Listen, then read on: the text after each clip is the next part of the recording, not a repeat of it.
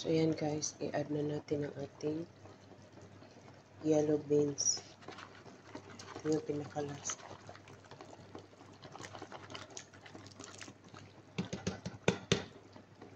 Ayan.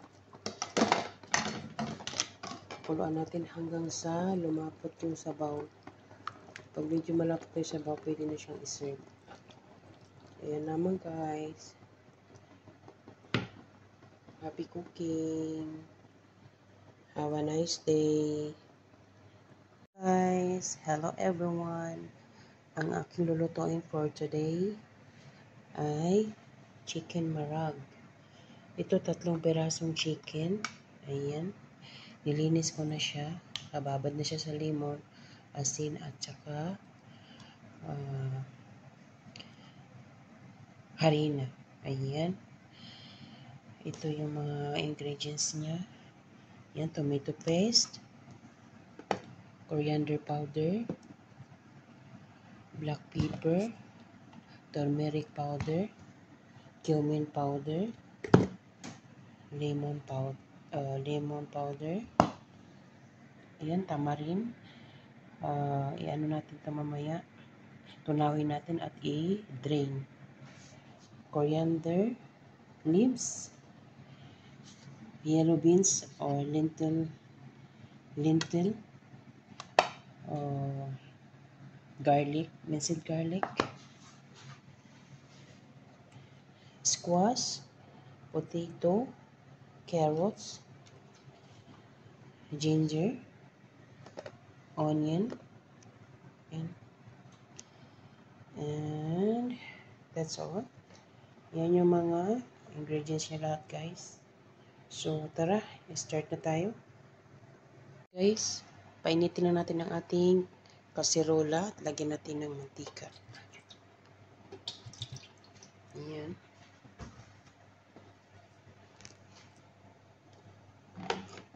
Unahin natin ang ating sibuyas.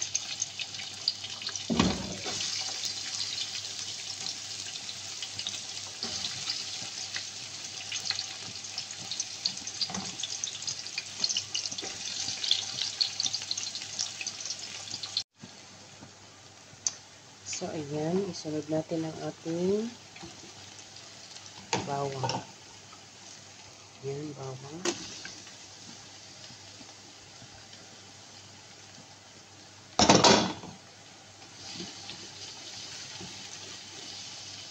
Isunod natin ang ating luya. Ayan. Patay lang natin yung medyo mag-brown.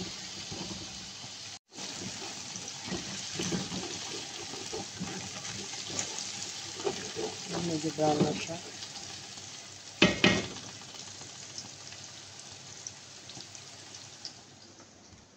Ayan, sunod natin ang ating coriander leaves.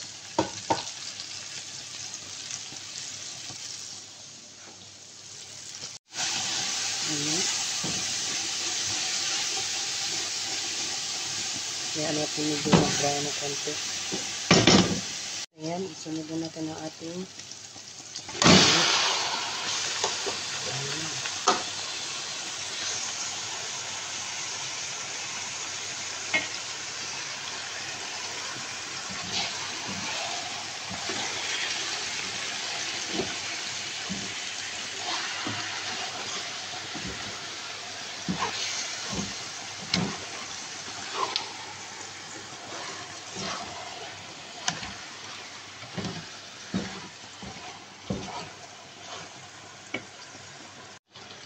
So yan guys, isunod natin ang ating patatas, carrots, at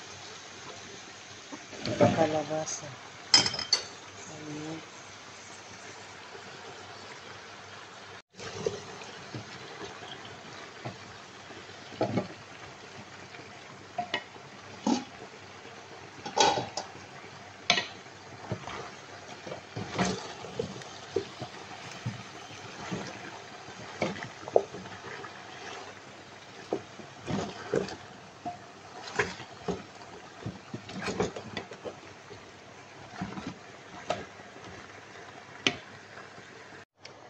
Ayan na guys.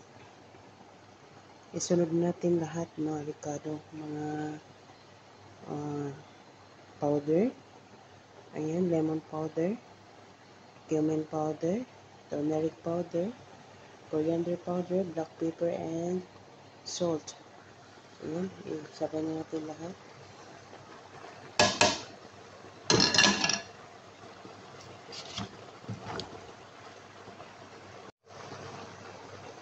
And then, ito, nakasala na yung, sinala ko na yung tamarind. So, ayan, nagdagdag lang ako ng tubig. Ayan. Medyo kulang pa yung tubig, so dagdagan pa natin.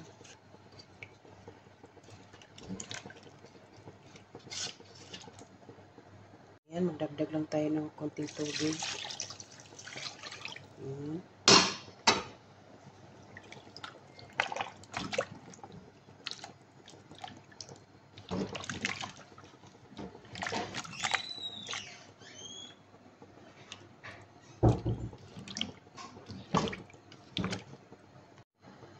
Okay, add na natin ang ating tomato paste.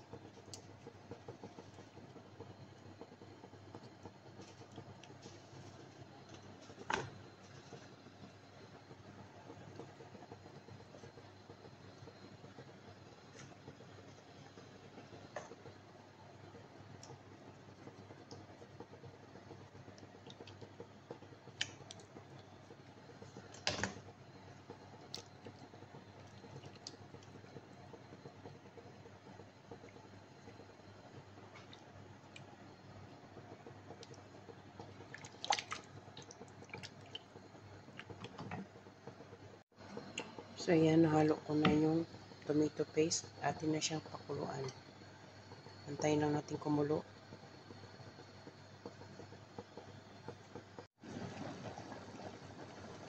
Yan guys, kumulo na siya. Check natin. Bali, pahinaan lang natin ang apoy para hindi masunog yung sa ilalim.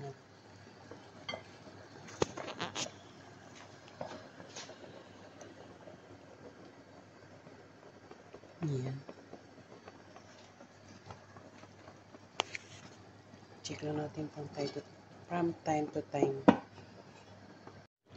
So, yan guys, i-add na natin ang ating yellow beans. Ito yung pinakalas.